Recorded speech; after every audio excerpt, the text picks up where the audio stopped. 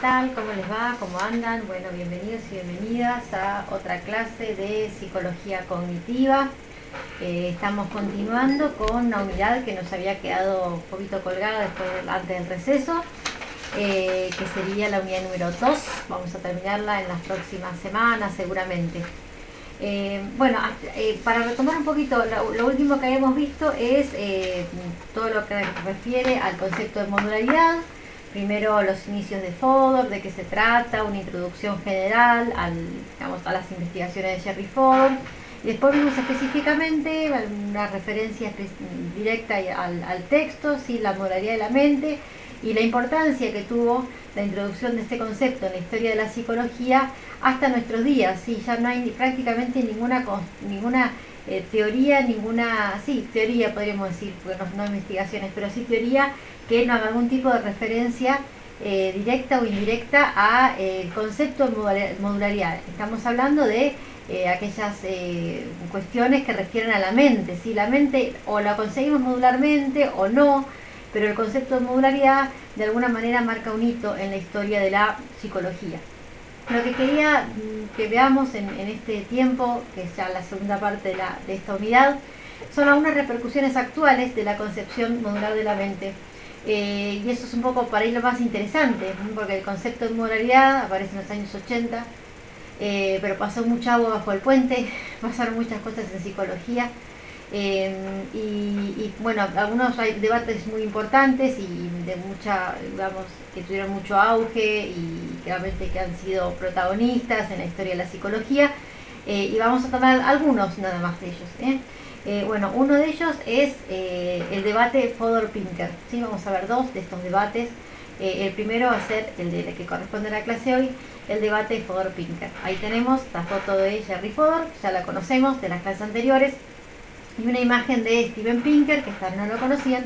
Es un neurocientífico americano muy conocido, lo pueden googlear, van a ver que es una figura, digamos, muy popular. Es un debate que se dio hace unos años. Vamos a verlo brevemente, de manera sucinta, y está un poco, podríamos decir, escolar a continuación. Va a ser de una manera muy sencilla. Bien, en primer lugar tenemos que conocer de qué se trata el texto que escribe Pinker y antes de poder entender de qué se trata el debate. Pinker escribe este texto, ¿sí? Cómo funciona la mente. Ustedes tienen ahí un dibujito, es un libro, no muchas páginas, es extenso, ¿sí? Fue un bestseller en su momento, es 1997, pero creo que acá al español llegó en el año 2000. Y más o menos 2001, acá llegó a la Argentina aproximadamente cuando yo lo compré. ¿Sí? Es un texto que fue, como les decía, un bestseller muy conocido. En realidad no hay una teoría original de él en este texto, sino que hace una recopilación de muchísimas, y cuando digo muchísimas, quisiera poder mostrarles un poco de qué se trata la bibliografía, pero es incontable prácticamente. Hay más de 1000 citas bibliográficas. La bibliografía es prácticamente un capítulo aparte. Bien, todo esto ahí es bibliografía del texto y notas. Como les decía, él no plantea una teoría original, sino lo que hace es, a partir de la recopilación de las últimas investigaciones con referencia a las cuestiones de la constitución de la mente y el más general funcionamiento mental, él elabora una teoría propia a partir de investigaciones de otros, es neurocientífico, a lo que se le llama teoría computacional de la mente. Y es la forma en la que él entiende a partir de las investigaciones y los trabajos experimentales de cómo funciona la mente humana. Entonces, como les decía, él plantea la teoría computacional de la mente, de la mente, que consiste básicamente en dos componentes. Por un lado, la computación, y por otro lado, lo que sería la evolución. ¿A qué hacemos referencia cuando hablamos de computación? A que la mente es un sistema de órganos de computación. Cuando hablamos de órganos de computación, estamos hablando de módulos. Entonces, la mente es un sistema de módulos. ¿Qué parte de la mente? Toda la mente es un sistema de módulos. Y por otra parte, estos órganos de la mente o estos módulos fueron diseñados por la selección natural a lo largo de la evolución del hombre. Entonces tenemos dos cosas. La mente está formada por módulos y estos módulos fueron diseñados por la evolución natural, ¿sí? Ustedes tienen, les dejé solamente la introducción para que tengan una referencia al texto. Quiero leer una parte, un poquitito nada más. Dice: el capítulo con el que se abre el libro presenta la gran imagen, es decir, que la mente es un sistema de órganos de computación diseñado por selección natural para resolver los problemas con que se enfrentaban nuestros antepasados evolutivos en su estilo de vida cazador-recolector. Cada una de estas grandes ideas, computación y evolución, que es lo que tiene ahí, es tratada en un capítulo propio. Vamos ahora a la siguiente plantilla. Entonces, algunas de las ideas, en realidad lo estoy presentando de una manera simplificada y en este proceso de transposición didáctica, la verdad que es muchísimo lo que se pierde y es prácticamente una presentación escolar esto. Pero bueno, tratando de salvar las distancias, podemos tomar algunas ideas principales del texto. Por una parte, el cerebro humano es un dispositivo que procesa información. Bueno, esto es común a toda teoría cognitiva. La mente es lo que el cerebro hace y pensar es un modo de computar. Esto es importantísimo, ¿sí? La mente es lo que el cerebro hace. ¿Sí? No hay, digamos, esta cuestión de que, digamos, es un fisicalismo, podríamos decir, que hay aquí. Y pensar es un modo de computar. Pensar es computar, que significa que todos nuestros procesos mentales son un proceso de cómputo. Cuando hablamos de un proceso de cómputo, hablamos de un proceso de software, hablamos de un proceso. ¿Ustedes se acuerdan lo que lo habíamos visto con Fodor? Lo que implica concebir módulos mentales. Los módulos mentales vienen a funcionar como software independiente, ¿sí? Ustedes ya vimos lo que es un software, es un programa de computadora que tiene determinadas reglas y que automáticamente procesa determinados inputs para arrojar determinados outputs. Bien, toda la mente funcionaría de esta manera. La mente está organizada en órganos o módulos mentales, lo acabamos de decir. Para que haya computabilidad debe haber encapsulamiento informacional, ¿sí? Recuerda que dijimos que la computadora no puede manejarse con la ambigüedad, ¿sí? Y no puede compartir información. Tienen que estar bien claras las vías de procesamiento. Y se acuerdan que el encapsulamiento informacional es una característica de los sistemas modulares. El pensamiento y comportamiento humano es producto de un programa muy complejo que pudo haber sido la dotación que nos dejó la selección. Ahí no es dotación, es selección, lo vamos a cambiar ahora. La selección natural. Bien. Entonces, como para que les, digamos, tengan una idea un poco más panorámica, el libro tiene 8 capítulos. En el capítulo 1 se llama Dotación en serie y ahí habla sobre la mente computacional y la selección natural. Es una presentación general. El capítulo 2, Máquinas Pensantes, habla de lo que sería la teoría computacional, no, esta idea de que pensar es computar. El pensar como un proceso automático de estos módulos mentales. En la venganza de los torpes, que es el capítulo 3, está toda la cuestión de la evolución, presenta la evolución, así que hasta entre el 1, el 2 y el 3 presenta, podemos decir, toda su teoría.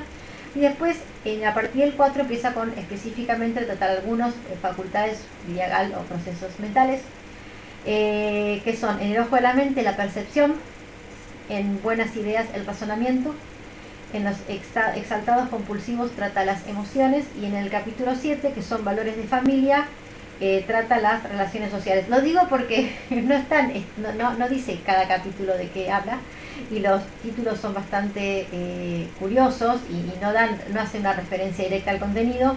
Es por eso que lo aclaro, como que leyó el libro lo sabe, pero bueno, como para que tengan una referencia si van a leer el texto. Bien, o vayan directamente al capítulo que les interesa. Yo le dejé la introducción nada más. Bien, ¿y por qué esta imagen tienen ahí de la navaja suiza? Porque de alguna manera él da esta idea de que la mente es una serie está compuesta por una serie de órganos, o de módulos especializados, ¿sí? Al modo una navaja suiza. Esta es una imagen que quedó fuertemente en la psicología, la idea de la mente como navaja donde cada una de esas herramientas está altamente especializada y sirve para una sola cosa. Bueno, cada uno de nuestros procesos mentales o nuestras facultades está altamente especializada y sirve para una sola cosa, es procesar ese tipo de información específica para el que fue dotada. Bien, pues entonces hasta ahí vimos a Pinker. Ahora Pinker publica este texto, si dijimos 1997, del 2000 en español, y años más tarde Fodor publica un texto que se llama La mente no funciona así, una clara referencia poco sutil al texto de Steven Pinker. Entonces, ¿qué dice Fodor, ¿sí?, en este texto con el que está discutiendo con el libro de Pinker?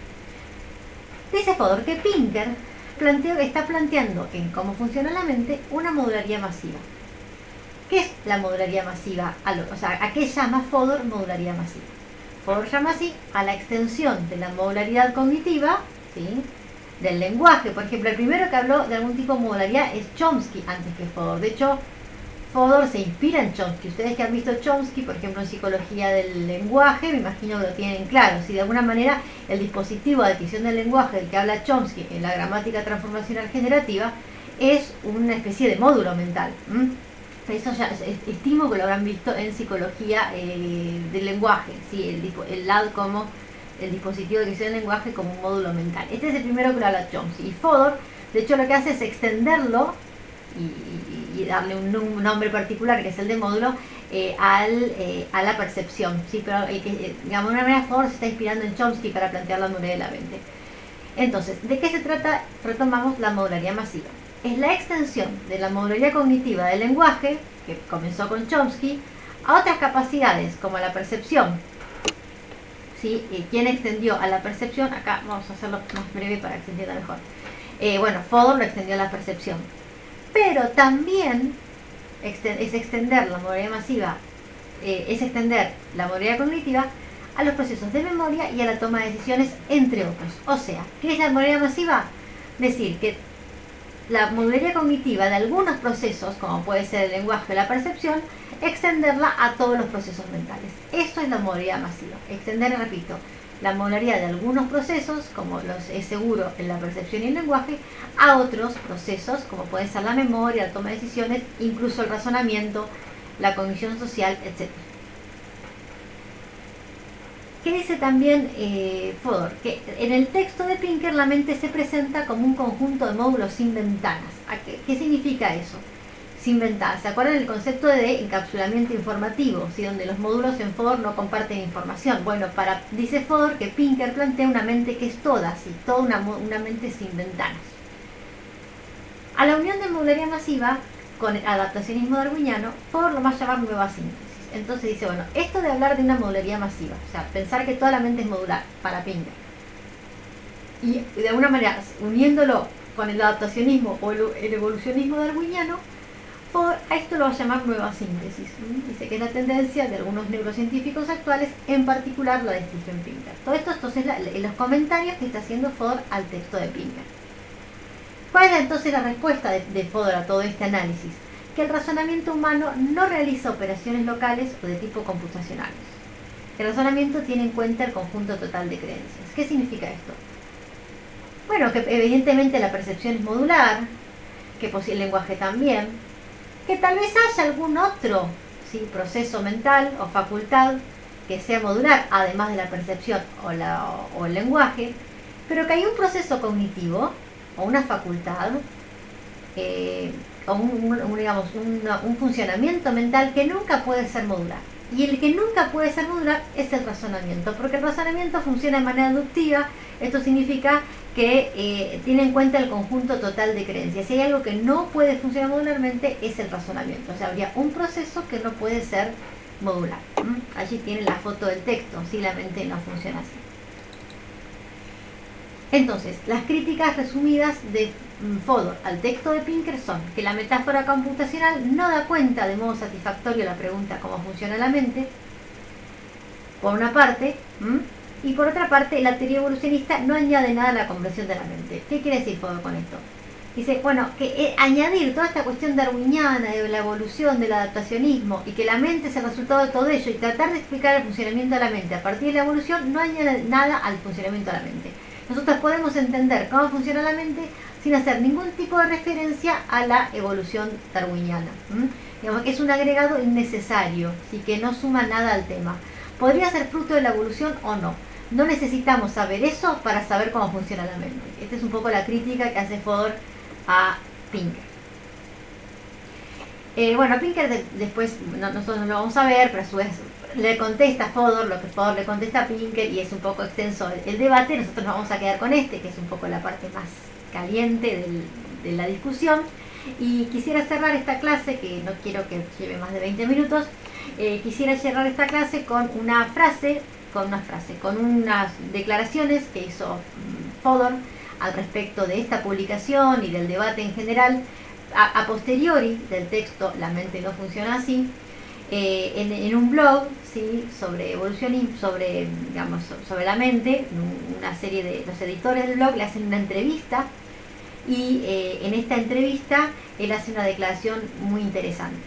Los editores del blog, años más tarde, estamos hablando del 2011 si no me equivoco, fíjense que son unos años más tarde de la publicación de Pinker, etcétera, finalmente estos editores le preguntan a Pinker, ¿cómo funciona la mente? Fodor, perdón, ¿cómo funciona la mente? Y la respuesta de Fodor, esto es una entrevista, no es en el libro, ¿cómo funciona la mente? Finalmente el doctor Jerry Fodor, a lo que Fodor responde, y quisiera leer, solo Dios sabe.